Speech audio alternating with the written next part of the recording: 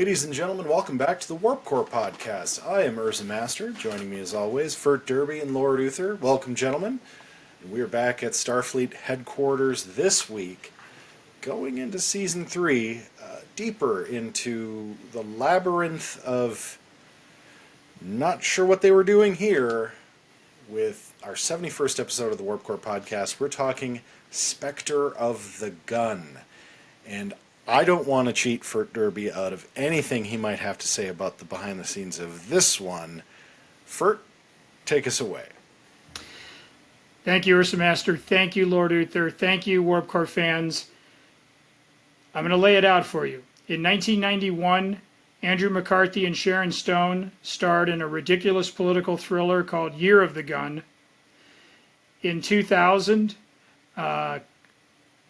the Christopher McQuarrie, who had given us The Usual Suspects and would later helm several Mission Impossible films for Tom Cruise, he gave us an abysmal Ryan Phillippe movie called Way of the Gun.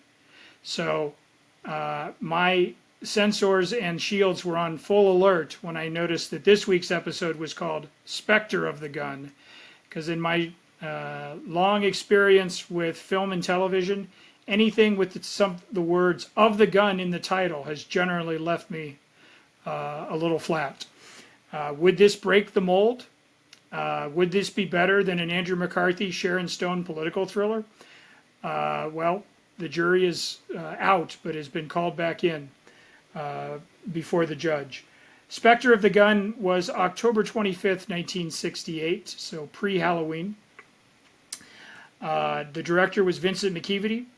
And as we mentioned in our prior episode, Vincent and Ralph Senesky were tied for second for most Star Trek original series episodes directed, with 6.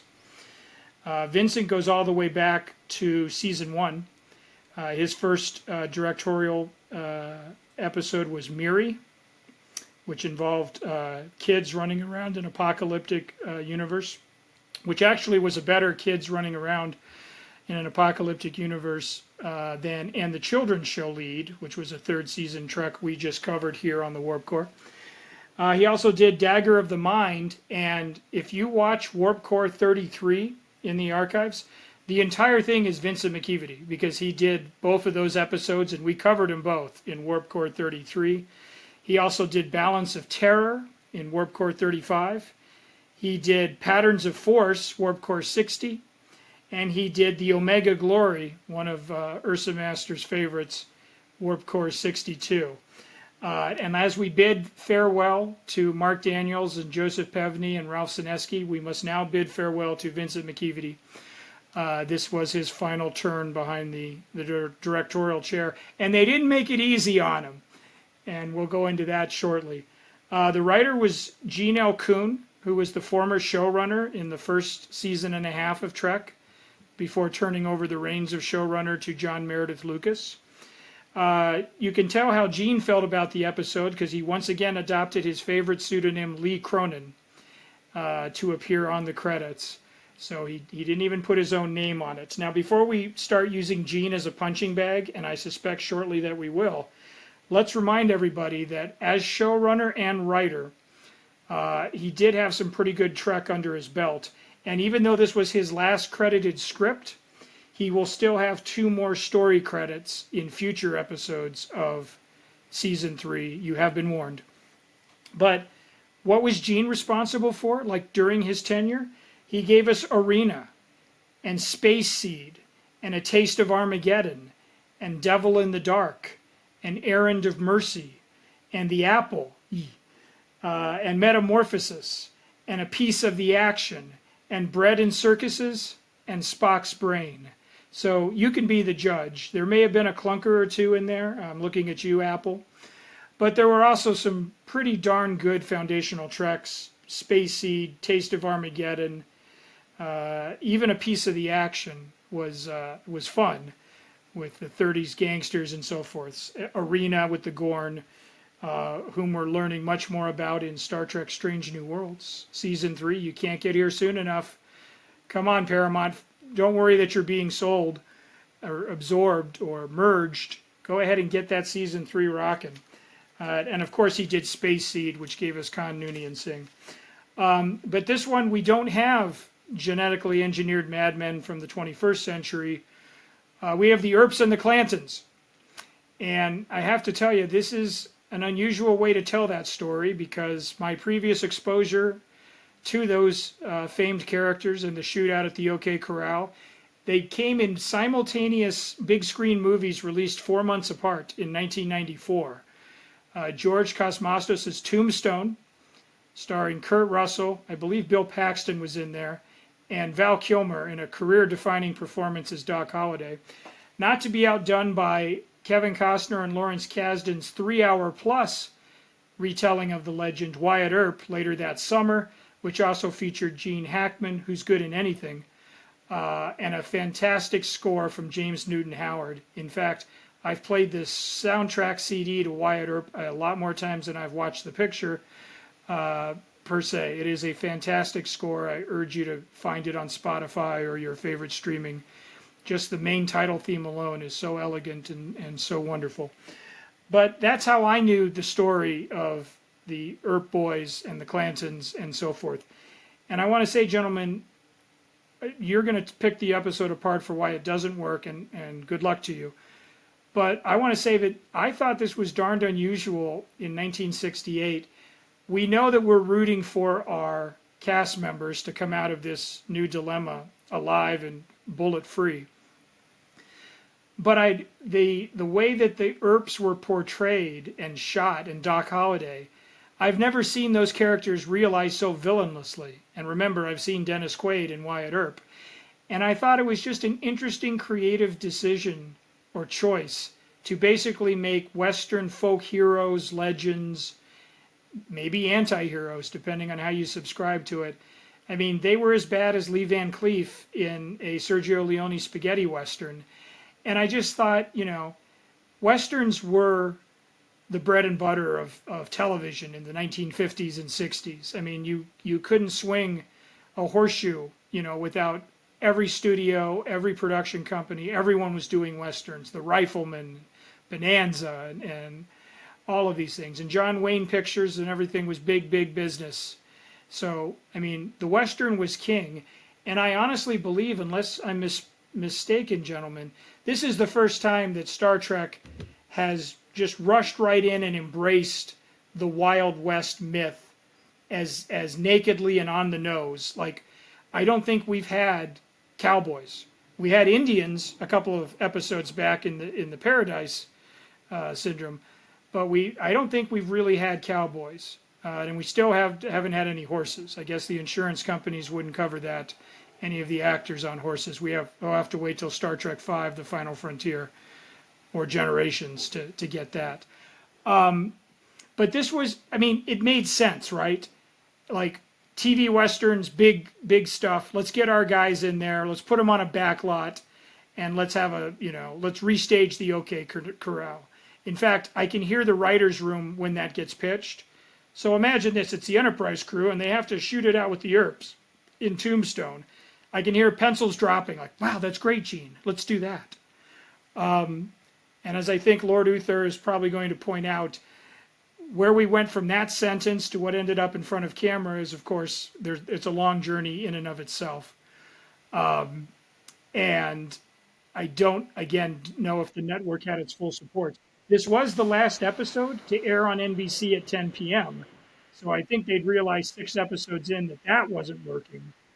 And we'll see where they stick them on the schedule in future episodes to come.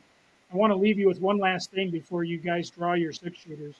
DeForest Kelley, I'd love to have been inside his head because he actually played Morgan Earp in the gunfight at the OK Corral in 1957. So he had a supporting role in a big screen retelling of this legend. Burt Lancaster played Wyatt Earp, and Kirk Douglas played Doc Holliday.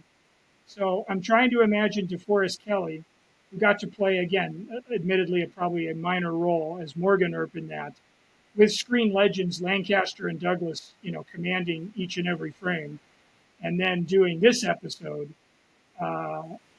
is sort of a wink, wink, nudge, nudge. the things he must have been thinking as a Southern gentleman, I'm not altogether sure, but I think it's a little bit of a downgrade based on what they gave him to work with here versus what he probably got at Gunfight at the OK Corral. I encourage you all to check that out on your streamers or when you're doing your film history courses. Because again, it doesn't get any bigger in the late 50s and 60s than Douglas and Lancaster.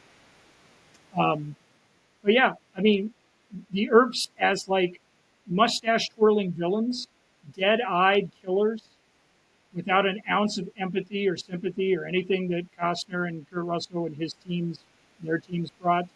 Gentlemen, uh, was I right that anything with the title of the gun just misfires?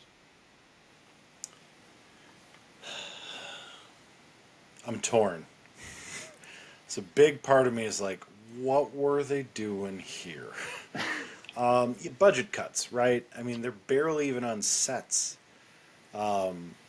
which is just embarrassing, to say the least. I get that this is all an alien fabrication in their minds kind of thing. I understand the idea of like it's questioning the human nature to be barbaric. Like all of that is like it's okay. It's okay. The only thing I would say that, and I'm not even gonna bother with like the plot. Chekhov falling in love with the prostitute. Like, okay, like, I feel like they're just trying to get all 5 cast members involved because they're paying them, so they got to justify it, right?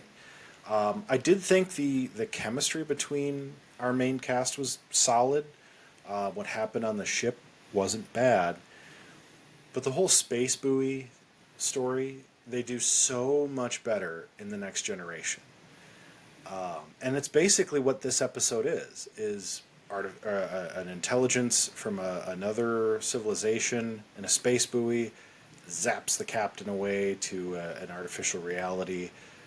The whole storyline of a civilization ending is way more intriguing than the shootout at the OK Corral. And I love westerns. I love anything western. But good lord, changing like the Earp villains into the guys wearing the black hats. I'm sorry, just did not work for me. I liked who they got to play Doc Holliday. If you're gonna make Doc Holliday a villain, that was successful. I mean, he was a cool cat. I like the idea of them trying to find a way out of it and literally being thwarted because no, you're not gonna just make a tranquilizer gas grenade, you know, and change history. I liked how that played out. At the same time, this was not a successful episode for me. Like, I will admit I fast forwarded through some chunks because it was just like, oof. It was If bad. I think the bullet's not real, it's not real. The Like power of positive thinking. That's all it takes. real quick So, before Jim, Lord Uther sounds off, because he's going to do there. Did you guys think with the sets? I mean, I know that is a low hanging fruit to kick around. Like, you couldn't have bought it just as some sort of, like, as they tried to pass it off as just, well, it's incomplete. Their records, it's more of a surrealistic take. Like, or was it just so distracting that Chekhov's coming in from the outdoors to the outdoor? Like, I just It's wasn't sure if the suspension of disbelief, you just couldn't get there. Like, it was tough. It okay. was very tough for me. I am not a fan of taking a stage play setup and putting it on any kind of screen, whether it's the small screen or the silver screen. And I'm looking at you, Into the Woods. That movie was garbage. This episode, for the same reason, just like it really ruined it for me. As a stage play, like if somebody wrote a Star Trek stage play, this actually might have worked if they figured out a way how to do the ship stuff, which you could have done with like a narrator in front of the curtain and a space buoy floating around them made of cardboard. I would have bought it. It would have been fine. But on the screen, sorry, you lost me. I know it's 1968 or 69.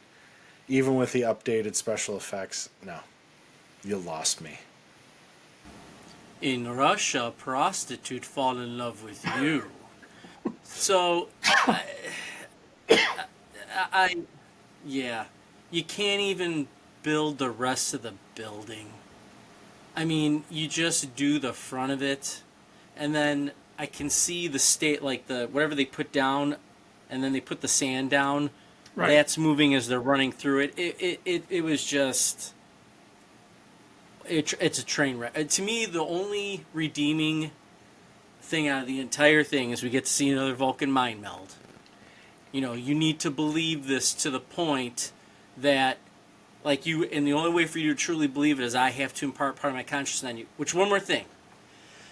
I've been thinking about this too. All these mind melds, I mean, correct me if I'm wrong, doesn't that leave an imprint? I mean, wasn't Picard saying that a lot? Like, there's that imprint on your brain from that happening. So that's obviously next gen, so that's going to be some new type of probably Vulcan lore in a sense, but that's a lot of mind connections that Spock has made beyond, McCoy. Go ahead.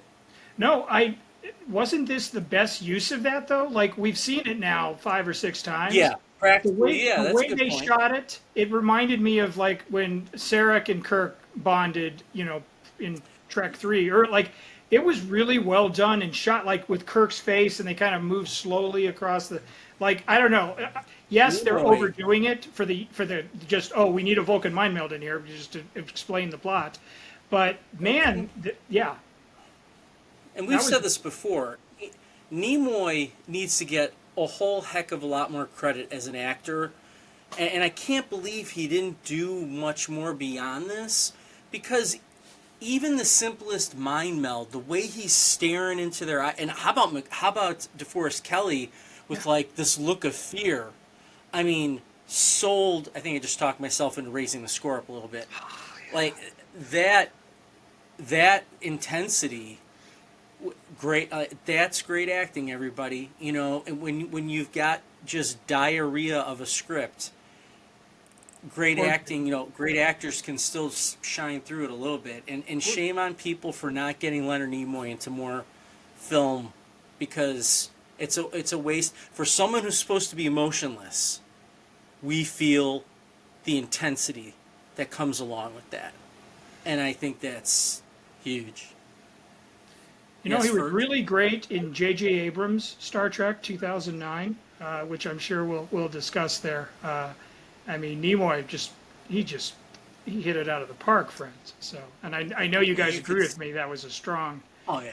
entry on His the love of the character.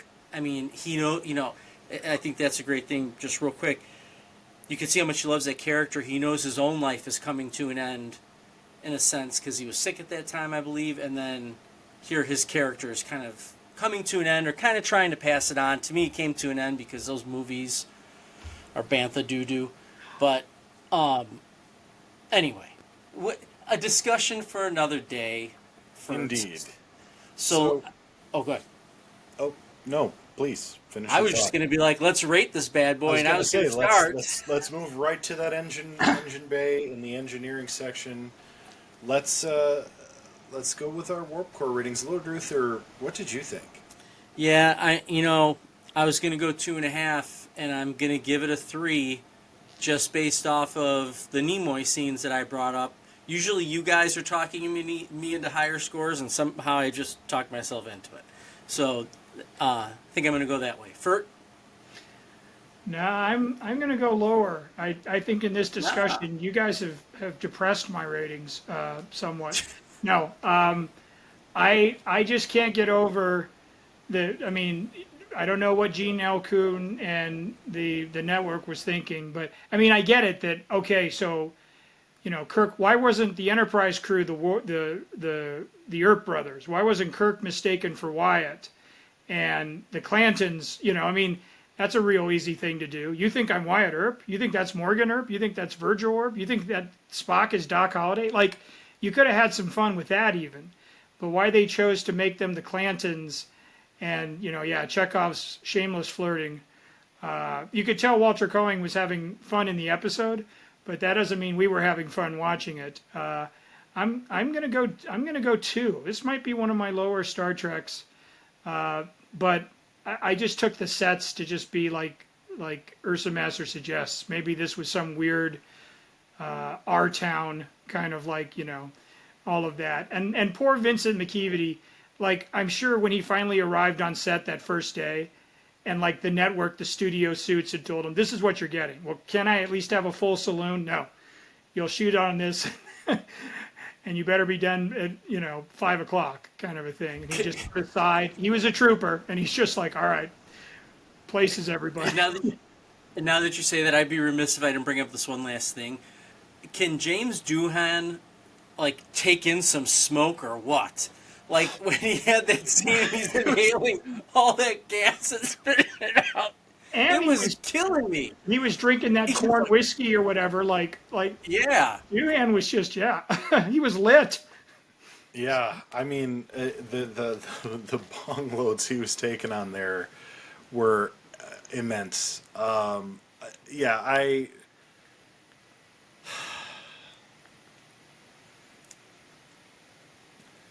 I'm